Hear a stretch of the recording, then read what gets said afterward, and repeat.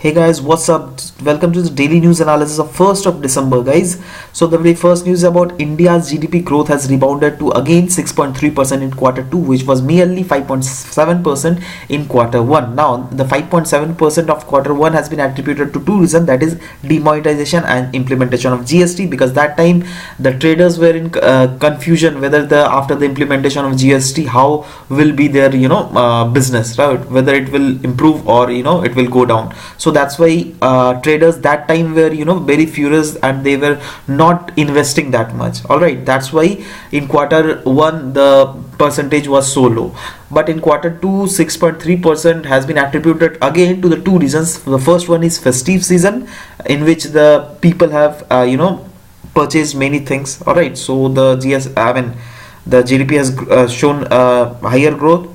And second reason is again given to the GST, because like the government's exchequer, in government exchequer, government is getting more money. So these two reasons are there. However, this figure of quarter 2, the economists are telling that this is very good sign, because it will infuse confidence level in different investors and businessmen, because they'll see that okay, the prospects of India is good, so we can invest in India. Also the businessmen will get a boost, moral boost, that okay, our GDP is growing, that's it means that our business will also grow in future.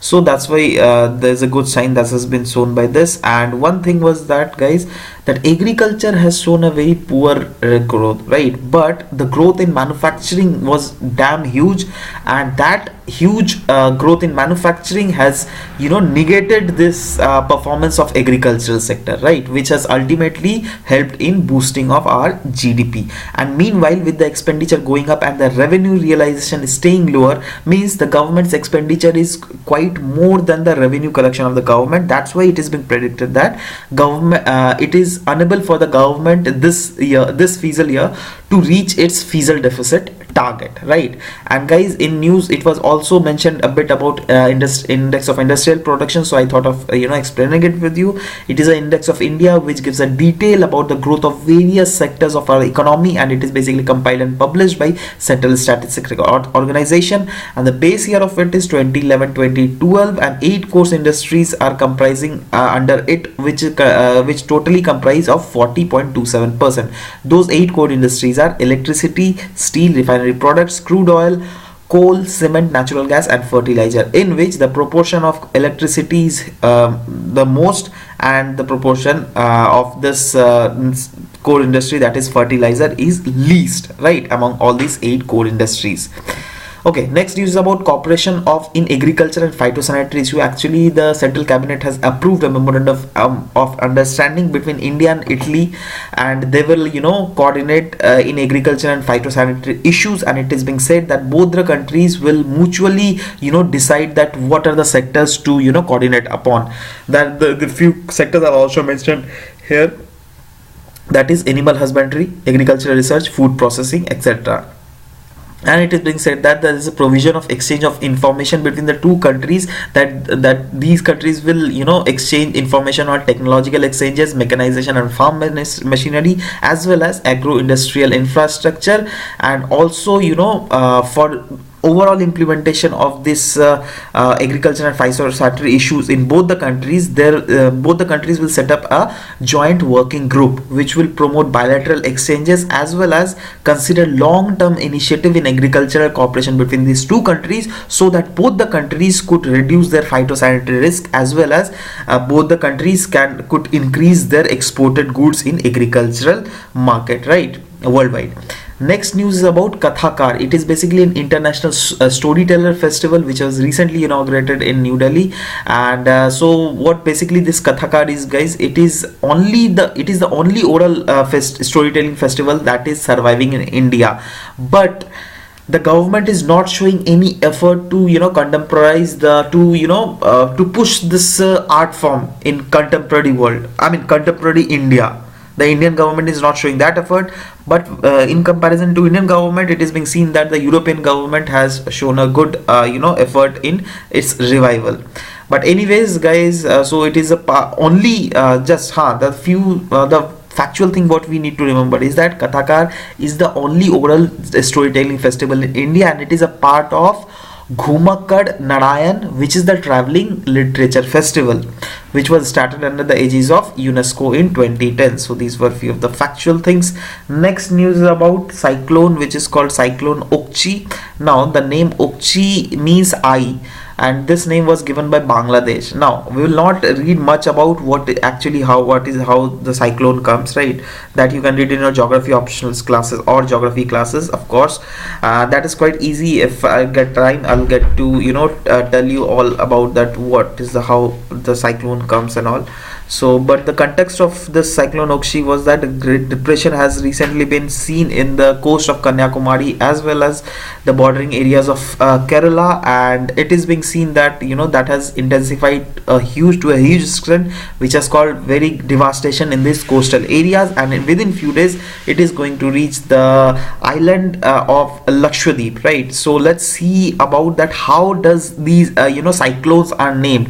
Because this question has directly popped up in your mains of UPSC examination, that how a cyclone comes, right? So we should know about it, right? So guys, basically the World Meteorological Organization and UNESCAP, that is United Nations Economic Social Commission for Asia and Pacific, they have started the naming of tropical cyclones. All right, this tropical cyclone naming system, they have started in the year 2000, and basically these are named to provide ease in communication for different stakeholders like forecasters, general public, then these cyclone watchers, and so they at least get to know that okay, yeah, it is easy for them for the communication that okay, let's give this cyclone this name, right? So guys, basically the cyclone comes in all the big three oceans, that is Pacific, Atlantic as well as Indian Ocean. So these are few of the partition given. If you at all want to see, you can see it from this data. Now the 8 North Indian countries like Bangladesh, India, Maldives, Myanmar, Oman, Pakistan, Sri Lanka and Thailand, so these 8 countries combinedly give 8 names each, right? Means 8 into 8 becoming 64. So 64 names are every time at least 1 or 2 big cyclones come, so these names from 64 names, these one name is given to these cyclones, right? So we should know that how these cyclones are named. This cyclone Okshi, guys, just see its location where it is at present. Now next is Controller General of Accounts. Now why this was in news? Because Controller General of Accounts, which is coming under Department of Expenditure, has recently launched a new version of Central Pension Accounting Office, which will basically cater the needs of central civil pensioners, right? So basically this website will act as a single window system in which there will be provision of both accessing pensions related information as well as the grievances redressal of pensions will be done from this single window website thing, right?